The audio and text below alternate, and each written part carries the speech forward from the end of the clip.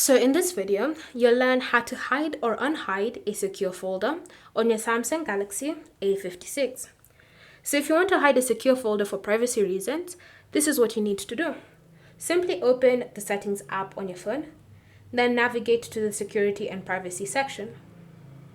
Then from here, you want to scroll and select More Security Settings, and then choose Secure Folder. Enter in your current lock type, and then in order for you to hide your secure folder, just tap on this toggle next to Add Secure Folder to App Screen, like that. Then confirm you wish to hide. Once you've done that, you'll notice that whenever you go to your app screen or home screen, you can no longer see the secure folder listed. So if you ever want to access the secure folder, you have to navigate back to Settings, Security and Privacy, More Security Settings, then select Secure Folder, enter in the lock type, and then you'll be able to access it from here. If you want to unhide the secure folder, so you want to restore it back to the home or app screen, just tap on this toggle like that. And now, whenever you go to the home screen or app screen, you should be able to see the secure folder icon listed, which means that you've successfully unhidden it.